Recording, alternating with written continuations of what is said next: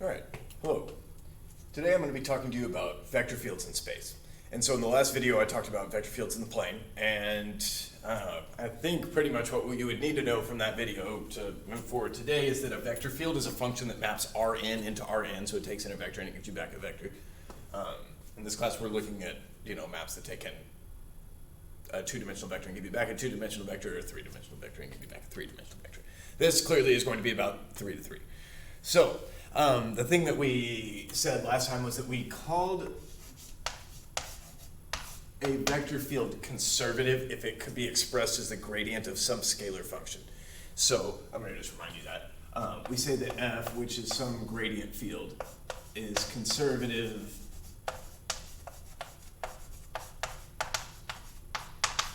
if f is the gradient of some other function, which we would call the potential function. And actually finding that can be, sometimes easy, sometimes not so easy. But okay, so that's kind of what we're going to be moving towards today. Kind of a suitable test for conservativeness of a three-dimensional vector field. So I need to kind of just tell you about a couple of other things first before we go into that, which would be kind of just some of the properties of three-dimensional vector fields. So just going to mention there's going to be some notation that they're going to use, and it's kind of a shorthand. It's not really like what you're actually doing, but it's very useful. And so I'm going to just kind of put this over here. This is something that I think you see. Okay, that gradient symbol. If I was to just kind of remove the, what am I trying to say here? What if I just looked at this as the vector partial with respect to x, partial with respect to y, partial with respect to z. Okay, then gradient f is kind of like, I don't know, can you actually smash two vectors together like that? No, but if we write it like this, then we can say that,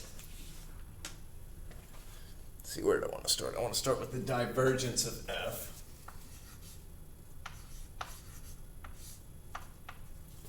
The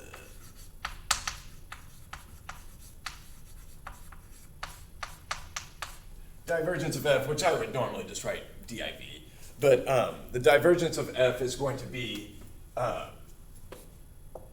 nabla dotted with f.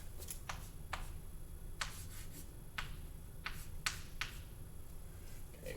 Now, in this case, if f is equal to, maybe I'll say it like that, just to remind you that I'm taking the dot product of two vectors. If f is f1, f2, f3, what this is going to be is you're going to take the derivative of the first component with respect to x, the derivative of the second component with respect to y, and the derivative of the third component with respect to z, and you're going to add them all together. Okay. If we said that, hold on, maybe I'll be a little more explicit here. If we say that f is equal to the vector field that has three kind of functions, m, n, and p, okay, where m, n, and p are all functions of x, y, and z, then we have, I'll write this over here, so that's going to be mx plus ny plus pz. All right, and then, okay, I don't have a picture of any sort of vector fields going on here, so I'll write down the thing for curl, and then I'll give you a little bit of what do they mean. So the curl is going to be nabla crossed with f. So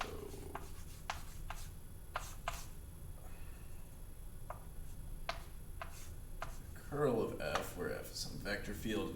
The curl is itself also a vector, so it's going to remind you of that. That's going to be nabla crossed with f. Okay, which maybe I'll do that. I'll do a little bit of the work over here. So if you wanted to just write down the formula for it in terms of m, n, and p and their derivatives, then you could do that. So I'll do that over here. So if I'm going to cross nabla, that's, okay, I'm going to just say partial with respect to x. Okay, partial with respect to y, partial with respect to z. I could write that as a fraction, but it would just be taking up too much, and I'm going to erase this anyway. Then f is m n p.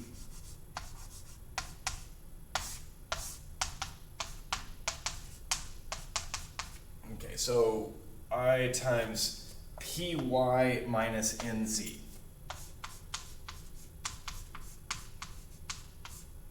Minus j times px minus mz plus k times nx minus my. Okay, let me make sure. Nx minus my, negative of j times px minus mz. Yeah, okay. So that's how you would compute it. And so I'll just say that this is going to be, maybe I'll try to fit it. So py minus nz, mz minus px, and nx minus my.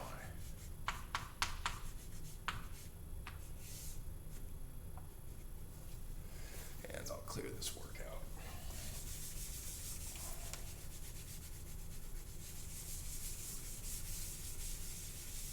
All right, now for like, what are we doing here? And I'm going to draw this in kind of the two-dimensional case, but just, suppose, just envision that I was able to draw it in 3 dimensions. I still think you can look at the same idea. So first, the divergence. The divergence, and this is the type of thing that physicists will have seen this kind of concept before. So the divergence is the thought of like, how likely is your vector field to disperse, or like, I don't say accumulate, what was the verb? Collect at a point. And how that would happen with a vector field is probably not something that you've looked at quite yet. But I think I've got a couple, I've already shown you one that has, pretty clear amount, or clear kind of divergence situation. And that would be on the very first, at the beginning of the first video, I think it was like f was negative x and negative y. So it just like went, everything mapped back to the origin, right?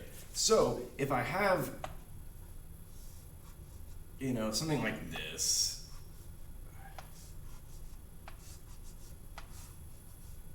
I don't know, maybe this is not the exact same vector field as something else like that.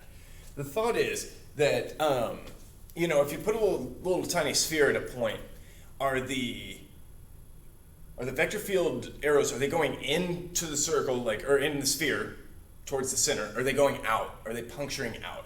And if they're puncturing out, then your divergence is going to be positive, and they're coming in, it's going to be negative.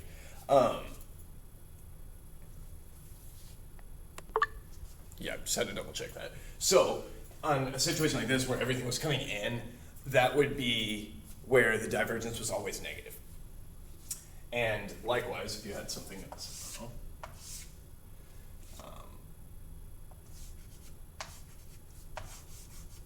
I don't know why that happened. So I'm trying to give you one where it's not like just necessarily emanating from the origin, but every vector is necessarily pointing, for this quadrant, they all have slope going that way. So they're all, more or less going away from the origin. Then this would be a situation where divergence was positive everywhere, okay? And then the curl is kind of the tendency for, if you're looking at it in terms of fluid dynamics, which oftentimes people who are doing these things are, curl is a tendency for fluid to swirl around a point, and that's kind of, it's going to be tough for me to draw a picture of, but the thought is if you had these arrows and they were kind of, rotating like a, whirlpool or something, and you were able to fix a sphere at one point, it would be, the curl would somehow, its length would give you, how fast the water would spin the sphere on its fixed point by, its swirling nature. And also I believe the direction of the curl is going to kind of, give that sphere a direction to spin based on just the behavior of the vector field nearby. But I'm not going to really go into the physics applications of these too much because that's not my field. Okay, I'm going to show you on an algebraic level how to work these things, and then so that when you go and you actually need to do these things in your physics and your engineering classes, you'll be able to do them fluently and not have to worry about the mathematics behind it. Okay, so I've told you about the divergence and curl, and I think I need to tell you a couple of other facts. Yeah, so I'm going to give you a couple of theorems. I'm going to prove both of them for you in this video, and then which will give us kind of most of a suitable condition for a vector field in space to be conservative. All right, so the first theorem I need to tell you is that the divergence of the curl of f is always 0.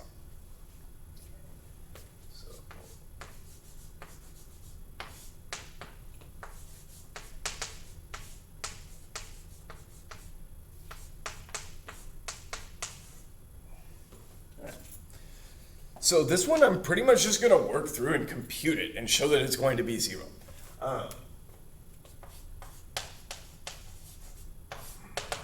Okay, so the curl of f, I already kind of have that. I'm gonna leverage this work that I've already done.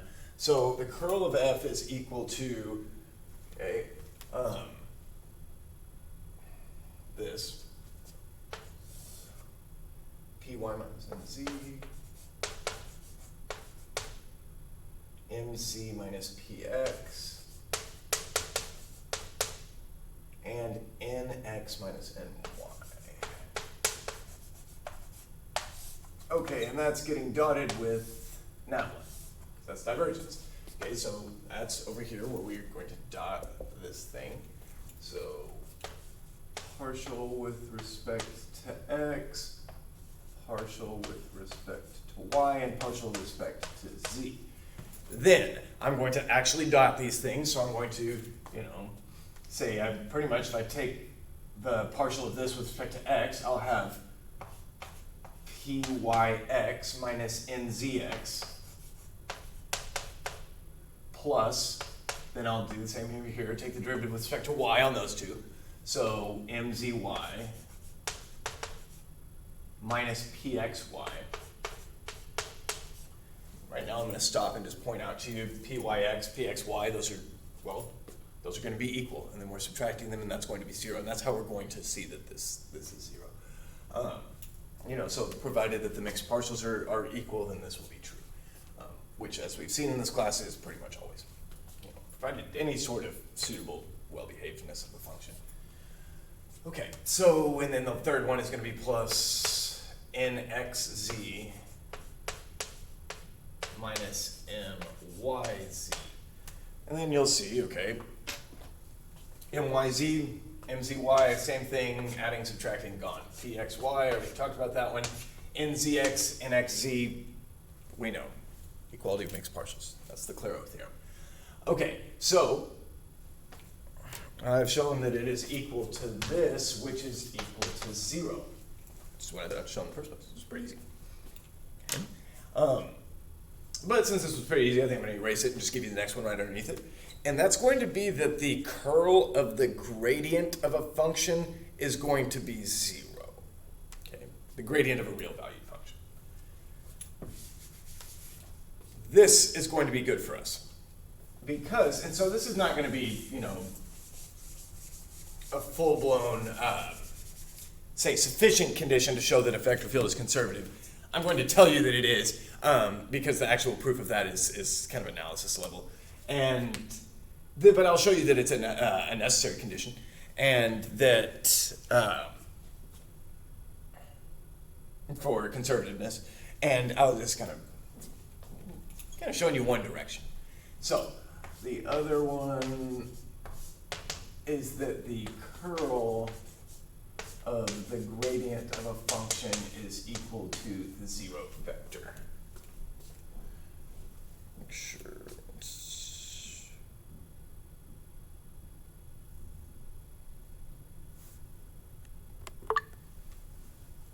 All right. So what I'm going to do is I'm going to just kind of set up the same thing. I'm going to, but curl is a cross product. Curl, cross product. I have remembered it in the past. The curl is going to be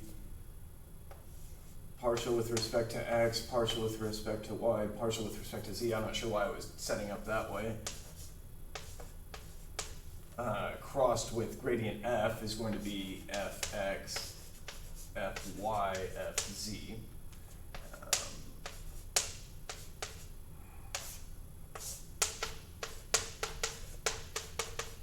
Okay, and so if I take I, I'll have fzy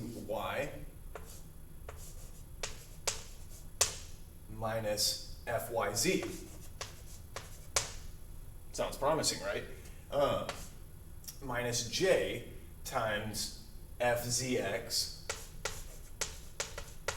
minus fxz. And so when I just write it like this, you know, using the shorthand, I know that in my head what this means is take the derivative with respect to x. Okay, so I'm just reminding you of that. Plus k times, wait, what was, okay, it's fyx minus fxy. Okay, all of these, provided their mixed partials are equal, will be 0.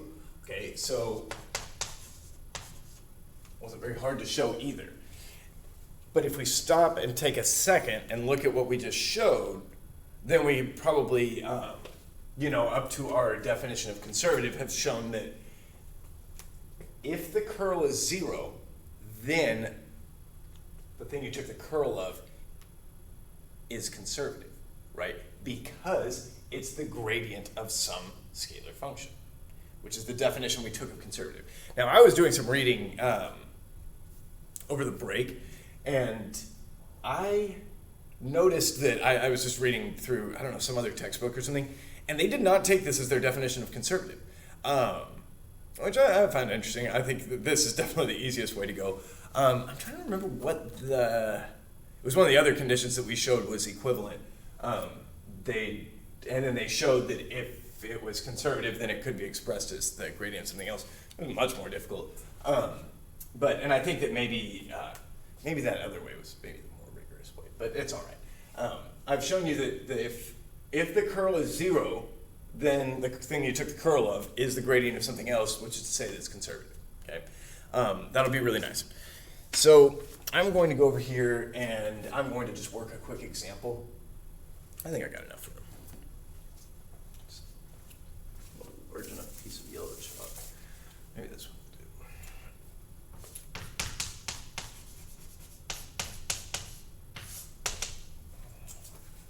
So, if I've got f given by f some vector field, I'm just going to kind of do everything I showed you. I'm going to find the divergence of it, I'm going to find the curl of it, and I'm going to find the potential function for it. So, I better find that the curl is 0.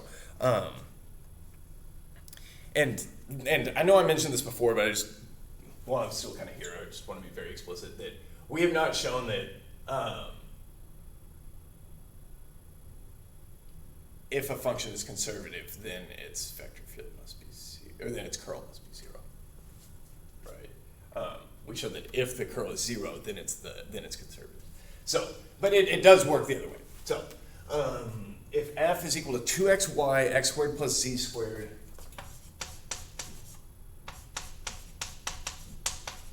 and 2yz. It's like find the curl, find the divergence, find the potential function, if possible, but it's going to be possible. So I'll just start with the divergence. The divergence of f is equal to nabla, dotted with f, divergence dot product.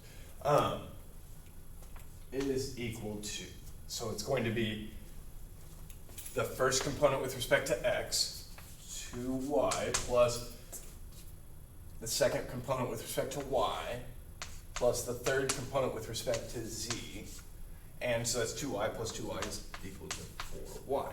I think if you were to graph this this vector field, that you could maybe, I don't know, see some sort of meaning in that.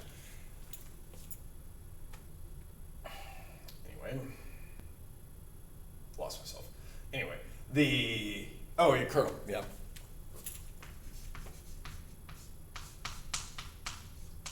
The curl of f is nabla crossed with f, which, how did I set this up?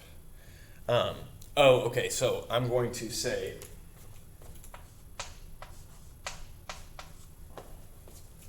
so partial x, partial y, partial z. And then what I'm going to do, instead of actually copying these all down here, just so that I can then take the cross product, I'm just going to call it f1, f2, f3.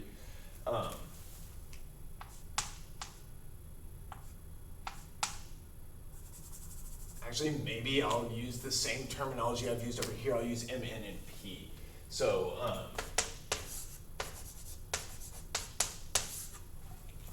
say it like that, yeah.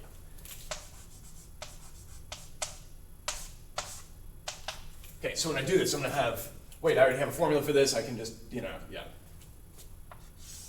That was not the thing to do. If you've already got the formula written down, just kind of go off of it. Write it out every time.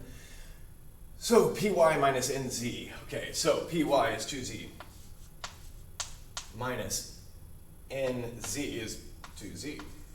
Okay, well, that's nice.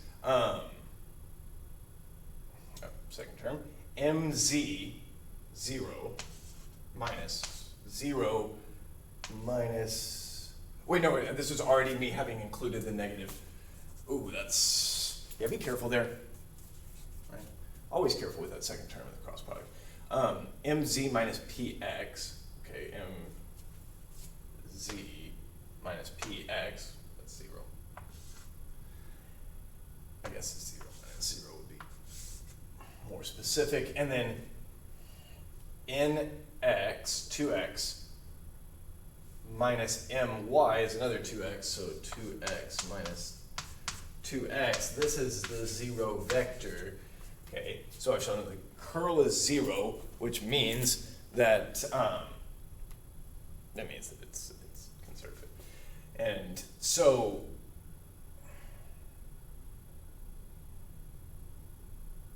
yeah, I feel like I may have said that backwards earlier, which direction I implied, but it's not going to be a big deal because you're having to take one of them on faith and one of them I showed you. So, regardless of whether I said it right or wrong. So I found the divergence in curls, so it's like find me the potential function. The curl is 0, so there's going to be a potential function. And let's see. Oh, I don't think I went this far when I was writing out my notes. I just saw that the curl was 0 and I was happy. So I'm going to find the potential function. So I know that if f is equal to the gradient of some potential function lowercase f, okay, then that means that m, what I was calling m, is actually the partial of lowercase f with respect to x. Okay, so that means that 2xy is equal to fx, meaning that f is equal to the antiderivative of 2xy with respect to x, which is going to be, okay, kind of factor out the y times x squared.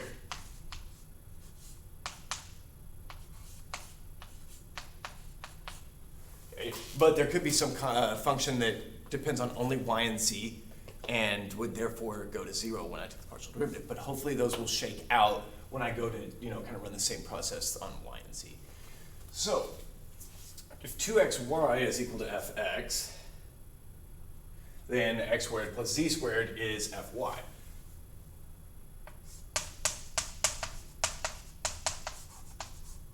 So f is equal to the antiderivative of x squared plus z squared dy, which is going to be x squared plus z squared times y. And if I distributed that, that would be x squared y plus z squared y, plus, some other constant functions of x and z.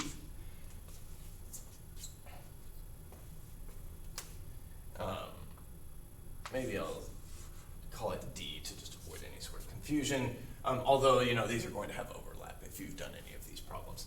And then in the third component, I've got 2yz being the partial with respect to z. Okay, meaning that f is the antiderivative of that. So it would be z squared y plus some other constant function, and this one would be x and y. Okay, so what I kind of want to do is I want to just find my function of x and y. There it is, it's x squared y. Over here, I kind of want to find my function of x and z. Do I have an x and z? Kind of thought I would have one. Okay, so this is kind of the missing piece I need to go in and figure out, but I'm running out of room here. And this video is, yeah, it's very long. So I'm gonna just, okay, so wait, e of x and y is x squared y. Okay, I've got that. I've got c of y and z is z squared y. Okay, I've already got that. So really what I have is gonna be over here, that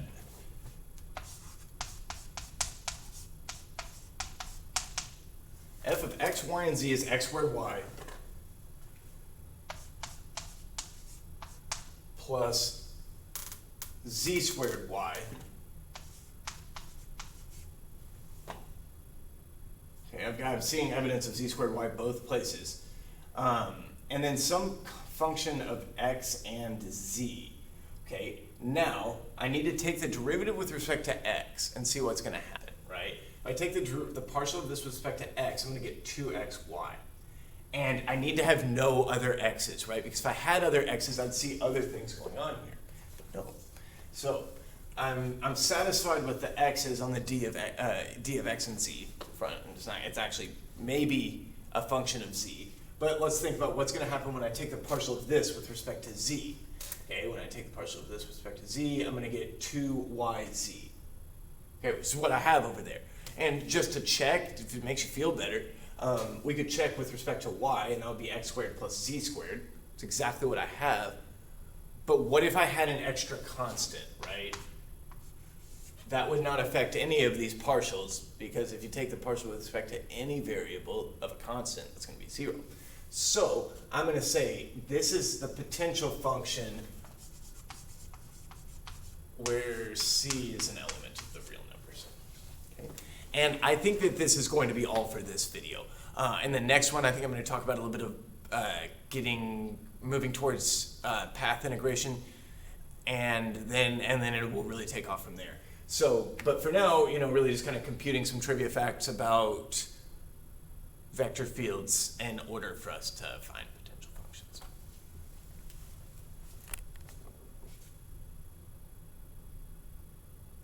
And, while I'm at it, if you made it this far in a pretty obscure video of mine, I'm just going to ask you to maybe consider subscribing to the channel.